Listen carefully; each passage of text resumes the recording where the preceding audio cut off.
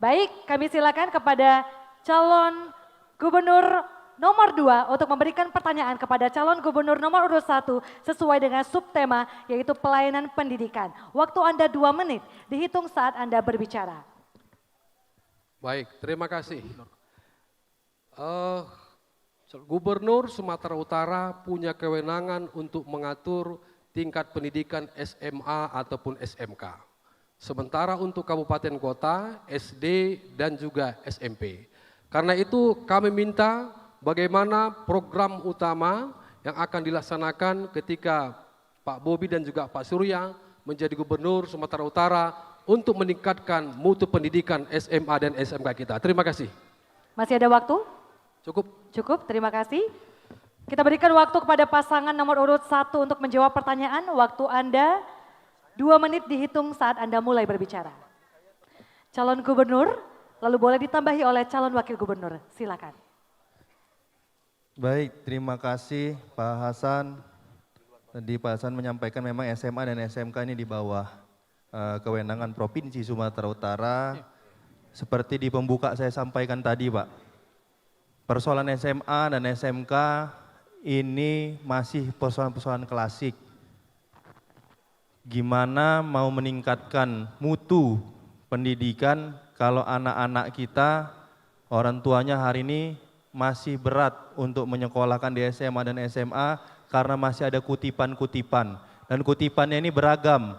Kami keliling kabupaten kota, ada yang 30.000, ada yang 40.000, ada yang sampai 80.000 per anak, per bulan dikutip. Nah hal ini yang ingin kami sampaikan, kalau kami menjadi gubernur dan wakil gubernur, kutipan-kutipan ini bukan kami minta laporkan, tapi akan kami hilangkan untuk ini. Oleh karena itu, fasilitas dari SMA itu sendiri, hari ini masih ada SMA kita yang tak ada listriknya. Nah ini saya balik lagi nih, Pak Hasan kayaknya selalu menyampaikan, Pak Hasan ini selalu menyampaikan komentar tentang Pak Edi. Selama Pak Edi jadi gubernur, ini masih ada SMA kita yang tak ada listriknya. Gimana mau belajar mengajar kalau tak ada listriknya? Gimana mau menyampaikan tentang digitalisasi kalau tak ada akses internetnya?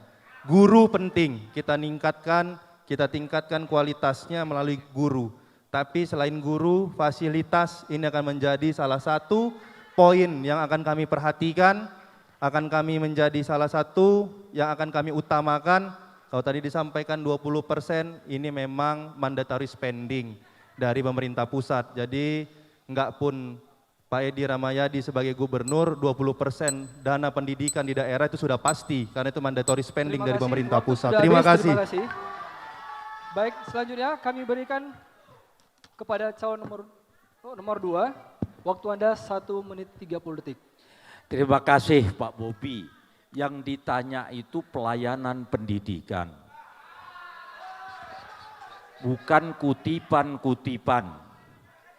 Jadi pelayanan pendidikan yang saat ini yang mengakibatkan lama sekolah Sumatera Utara itu masih 9,8 tahun. 6 tahun SD, 3 tahun SMP, jadi kita rata-rata belum tamat SMA. Kenapa? Karena layanan pendidikan yang perlu kita benahi. Dari mulai SD ke SMP, kurikulum diatur, sehingga dia bisa mencapai dan bila perlu, dan kita sudah ada bos di situ. Itulah kehadiran pemimpin. Layanan pendidikan yang ditanyakan sehingga kita bisa mensupport layanan pendidikan dari mulai SD, SMP dan ke SMA. Rata-rata rakyat Sumatera Utara rata-rata bahwa kita masih 9,8 tahun. Itu mari ayo kita tingkatkan pelayanan pendidikan sehingga kita bisa mencapai sasaran yang kita harapkan. Terima kasih. Masih ada waktu? Sudah cukup? Terima kasih. Langsung saja kami silakan kepada calon gubernur nomor urut 1 memberikan pertanyaan kepada pasangan nomor urut 2. Waktu Anda 2 menit dihitung saat Anda berbicara. Dengan tema kita lihat, sebentar kita lihat dulu untuk A. Kesehatan. Ya. Kesehatan. Kesehatan. Silakan, Pak. Kesehatan. Baik, silakan Bapak.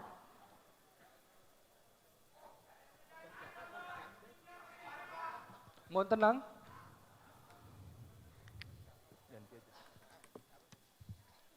Pak Edi, saya ingin nanya Pak tentang pelayanan kesehatan. Tadi saya di awal juga menyampaikan bagaimana masyarakat kita ini butuh pelayanan. Pelayanan ini menurut saya salah satunya pelayanan yang diberikan pemerintah bisa menggratiskan. Bisa menggratiskan. Contoh bagaimana hari ini kami di Kota Medan sudah UHC Pak. Sudah UHC Pak Edi. Kami hitung-hitung Pak Edi, kami hitung-hitung dengan anggaran yang ada di provinsi, sebenarnya Provinsi Sumatera Utara ini bisa UHC Pak. Bisa, tapi kenapa di masa Bapak lebih milih untuk beli ex Medan Club yang harganya 400 miliar lebih. 400 miliar lebih, sedangkan masyarakat kita yang kurang mampu berobat pun belum bisa menggunakan KTP, belum bisa gratis. Alangkah lebih baiknya kami uang-uang seperti itu dipakai untuk kebutuhan masyarakat. Kenapa Pak? Kenapa kok lebih milih beli itu daripada untuk menggratiskan kesehatan masyarakat? Terima kasih. Masih ada waktu Pak. 30 detik masih ada waktu. Sudah cukup, baik. Kepada paslon nomor urut 2, kami persilakan waktu Anda 22 menit. Terima kasih. Tadi sudah disampaikan oleh moderator. Kalau ada singkatan, dipanjangkan singkatannya dan diterjemahkan. UHC, Universal Health Care. Itu yang dibangga-banggakan, KTP, dengan KTP bisa berobat. Bukan itu persoalannya. Itu adalah penerapan nasional untuk mengatasi BPJS kita yang belum bisa menyelesaikan masalah. BPJS yang menggunakan APBN tidak menjadikan jawaban. Apalagi UHC yang setingkat wali kota Medan menyiapkan KTP-nya untuk rakyat berobat. Jangan bohongi rakyat.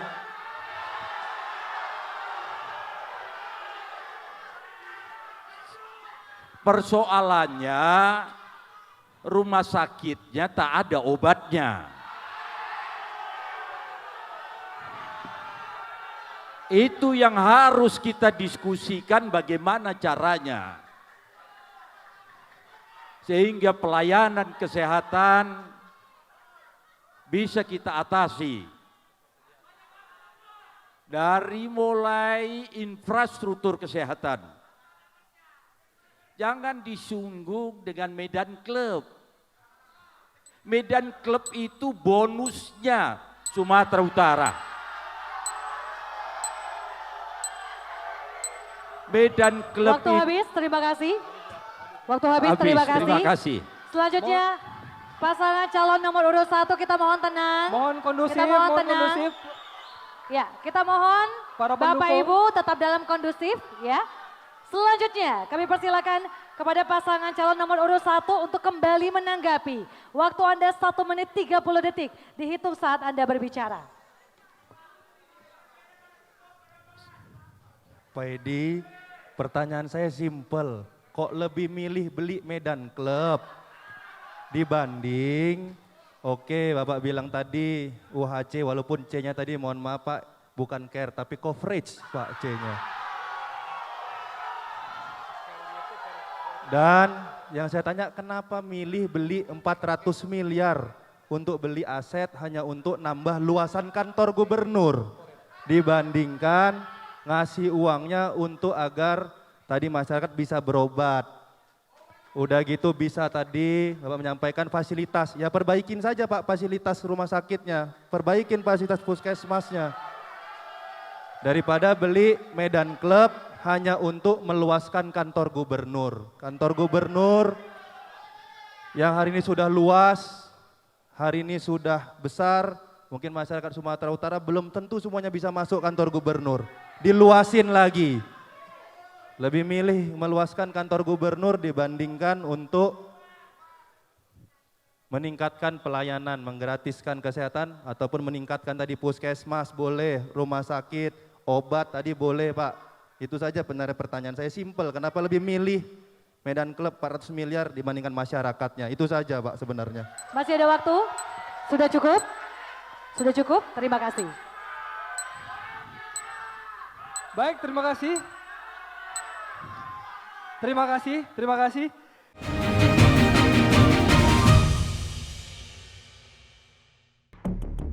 Februari yang lalu kalau nggak salah, di mana terjadi pembubaran Ya tidak dilibatkan. Dilibatkan, kan? Tidak, ini banyak undang-undang ini. Ustadz Hilmi sedikit, bagaimana Anda melihat ini Pak Ustadz ketika Waktu yang sangat singkat, kita bisa mensimplifikasi sekitar 70. Penampilannya sudah nggak setuju. Yang terus. Saksikan Yang ini Dua saja. Sisi Itu di jika TV One. Informasi terpilih 31 bayi prematur yang berasal dari Rumah Sakit Al-Shifa berhasil dievakuasi ke rumah sakit lainnya di Gaza bagian selatan Minggu waktu setempat. Akibatnya ada 6 kematian baru bayi-bayi prematur tersebut. menjadi perhatian utama. Komisi Pemilihan Umum KPU menelusuri kebenaran dugaan kebocoran data pemilih yang diperjualbelikan di media sosial. Kabar utama pagi hanya di TV One. Menelisik tanda tanya publik. Yang dikatakan penyerangan personal itu yang gimana, yang bukan itu yang gimana. Kalau kemudian kebijakan, program yang diserang itu bagus, sehingga kita sebagai penonton, calon pemilih itu bisa membedakan antara satu yang lain. Memahami makna secara seksama. Komisi Pemilihan Umum menegaskan tidak akan mengubah format debat Capres-Cawapres. Karena kalau diubah nanti jadi pertanyaan. KPU itu tengah tepat. Tahu ya, waktunya sangat terbatas. Nggak ada masalah dengan format yang ada. Kabar petang di TV One. Membedah informasi dengan ketajaman analisa. Bagaimana konfigurasi atau prediksi konfigurasi nantinya di Senayan. Bang Erwin? Kita ingin menjaga demokrasi itu untuk kepentingan bersama. Dan insya Allah Golkar akan berada di depan untuk itu. Menghadirkan pandangan para pengamat dan ahli. Menjaga demokrasi itu merupakan hal yang paling penting, Bang Emrus. Bukankah kita lebih mengedepankan musyawarah mufakat untuk kepentingan rakyat? Apa kabar Indonesia Malam di TV One? Mengamati dinamika yang terjadi. Pemerintah ini sebenarnya siap jika pilkada menjadi September. Sebenarnya kan sudah berproses cukup lama ya. Pilihannya dua ya, apakah melalui penerbitan Perpu atau revisi undang-undang. Dan menegakkan nilai-nilai demokrasi. Lebih kepada substansi ya. Menggaungkan persatuan, kerukunan. Maka daripada itu Pak Prabowo selalu balik lagi. Jangan lupa hal terpenting ini adalah menaikkan kelas sumber daya manusia kita. Februari yang lalu kalau nggak salah, di mana terjadi pembubaran. Ya tidak dilibatkan. Dilibatkan, kan? Tidak, ini banyak undang-undang ini. Ustadz Hilmi sedikit, bagaimana Anda melihat ini Pak Ustadz ketika Waktu yang sangat singkat, kita bisa mensimplifikasi sekitar 70. Penampilannya sudah nggak setuju. Yang terus. Saksikan yang ini Dua saja. Sisi Itu di TV jika One.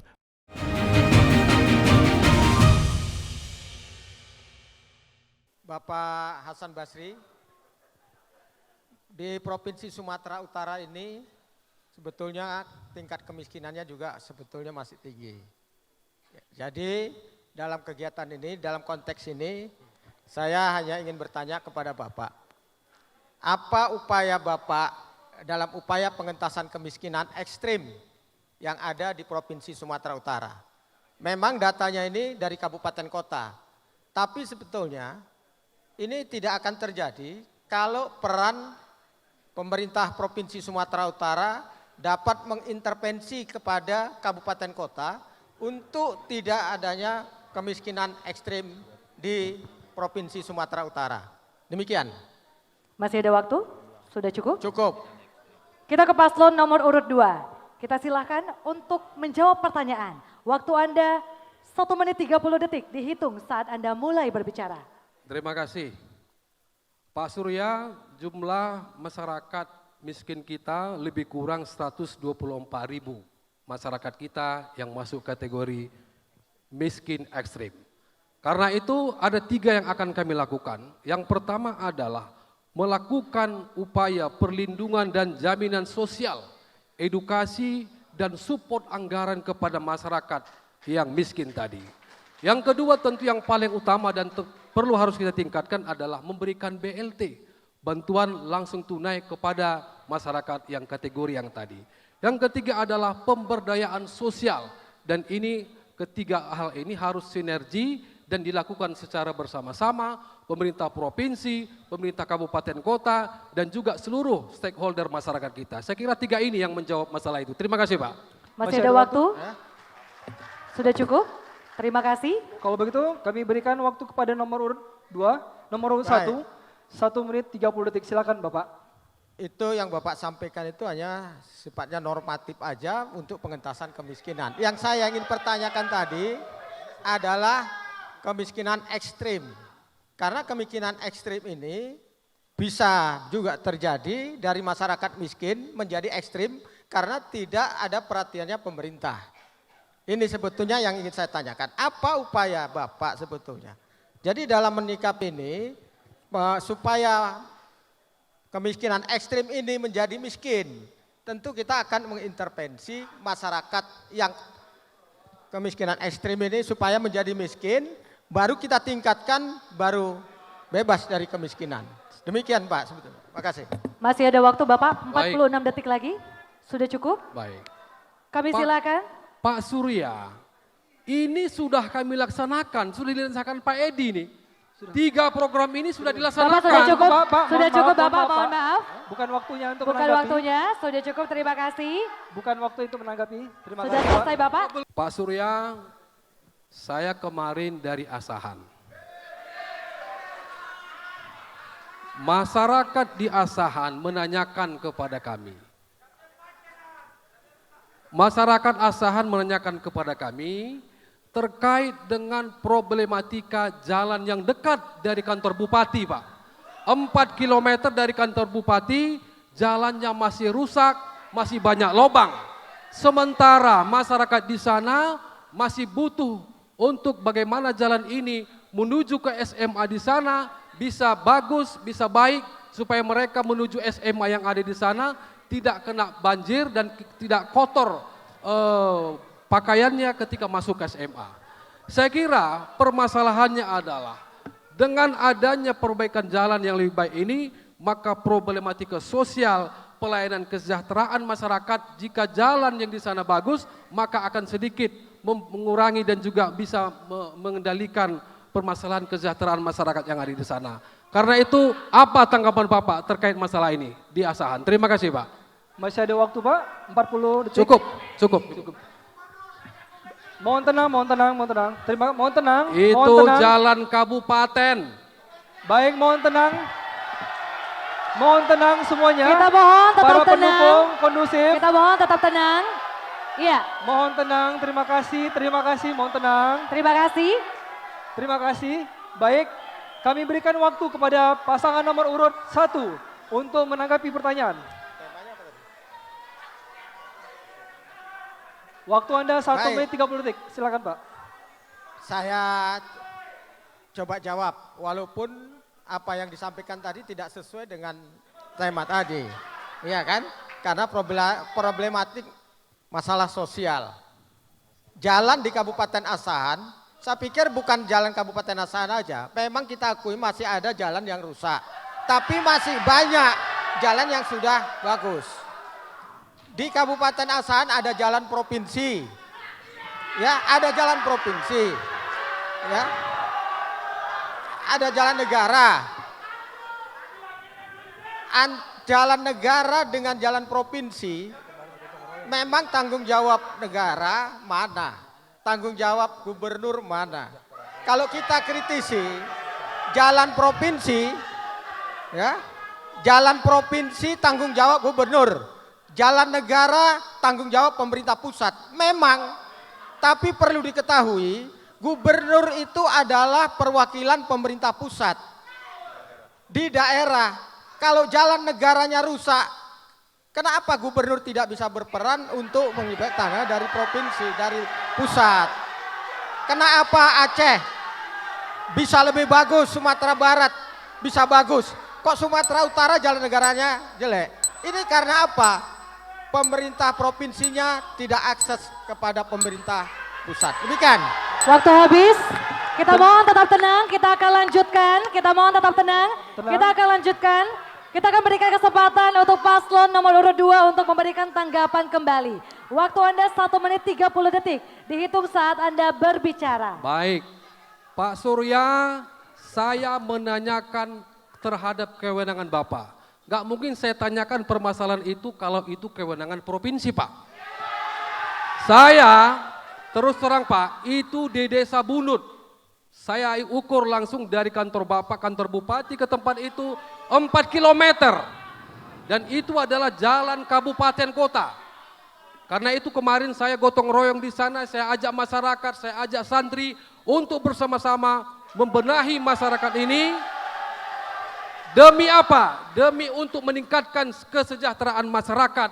Karena masyarakat membutuhkan jalan untuk meningkatkan kesejahteraan masyarakat. Itu Pak saya kira poinnya. Terima kasih Pak. Masih ada waktu? Sudah cukup? Masih mau tambahi? Terima kasih. Kita berikan tepuk tangan untuk para calon wakil gubernur Sumatera Utara 2024 yang saling bertanya di sesi ini.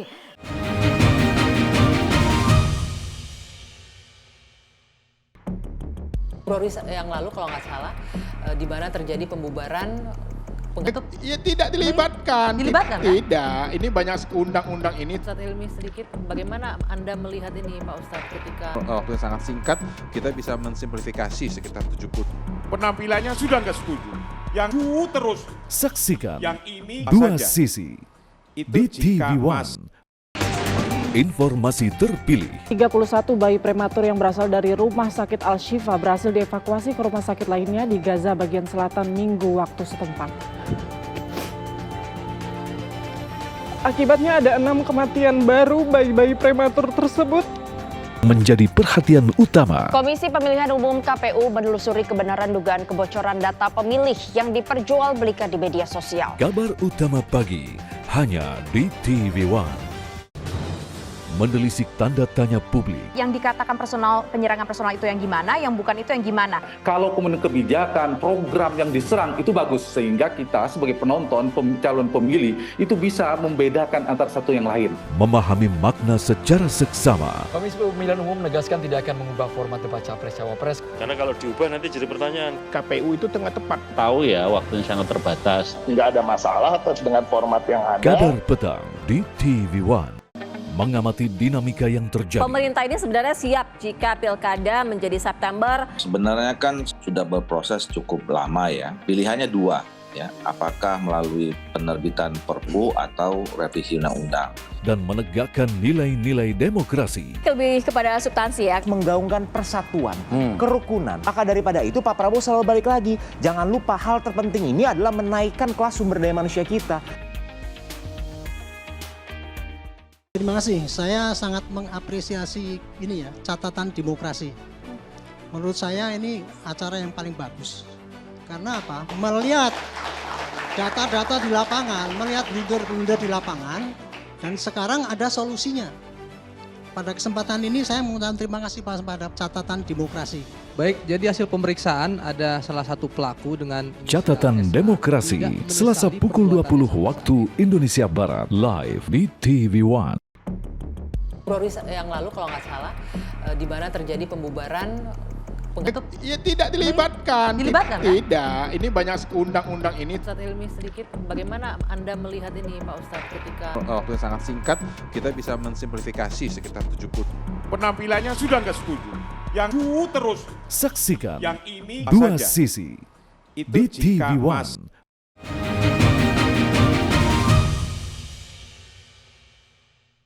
dengan tema dampak digitalisasi. Teknologi digital menjadi kebutuhan masyarakat dimanapun berada. Semula pelayanan berbentuk analog, kemudian berubah menjadi digital.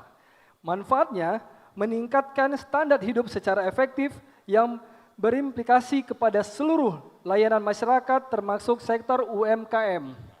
Pertanyaannya, bagaimana langkah strategis Anda melalui teknologi digital tersebut memberi dampak positif pada aspek penguatan ekonomi UMKM di Sumatera Utara? Waktu Anda 2 menit. Dihitung saat Anda berbicara. Silakan Bapak. Baik, terima kasih. Dampak digital dalam masyarakat kita. Saya kira ini sudah menjadi kenyataan dan saya kira masyarakat kita tidak bisa lari dari persoalan dan juga keterbukaan digitalisasi yang ada di Sumatera Utara.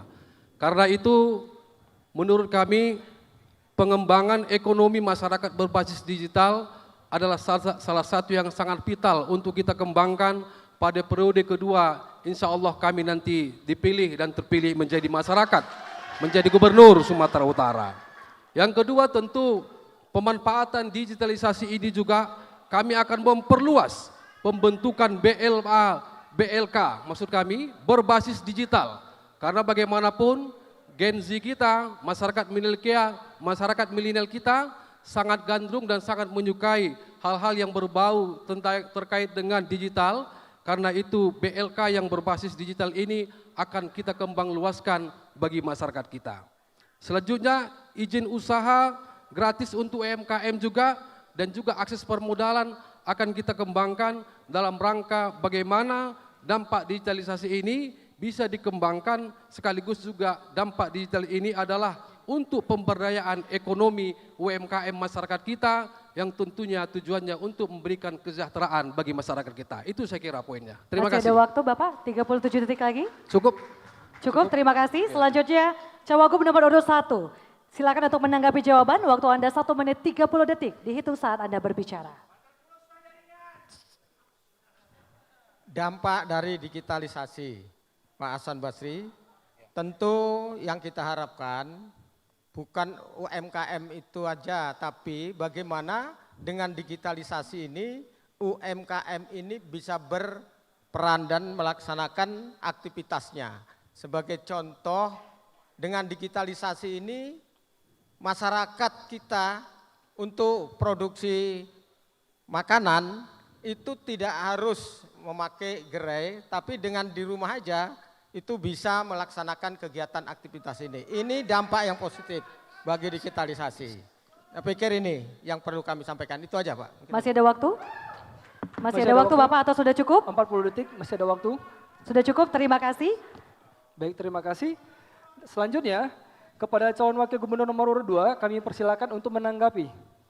Waktu Anda 1 menit 30 detik. Saya kira karena itu tadi saya mempertegas kembali bahwasanya UMKM kita ini selain mereka juga melakukan usaha untuk pengembangan usahanya, juga kita memberikan bagaimana pelayanan dan juga akses mereka kita berikan untuk memperluas apakah dalam hal penyebarluasan produknya atau mempasarkannya. Sekaligus juga ini kita kembangkan dan bisa kita berikan dampak digitalisasi ini agar produk-produk UMKM ini bisa dirasakan, bisa ditingkatkan, bisa dibeli secara lebih luas bagi masyarakat kita. Karena bagaimanapun semua harus memuaranya adalah pengembangan ekonomi masyarakat dan pendapatan masyarakat kita. Sekali lagi digital oke, tapi bagaimana ini semua berpengaruh kepada peningkatan masyarakat. Itu saya kira poinnya. Terima kasih. Masih ada waktu Bapak? Masih ada waktu atau sudah cukup? Sudah cukup. Terima kasih.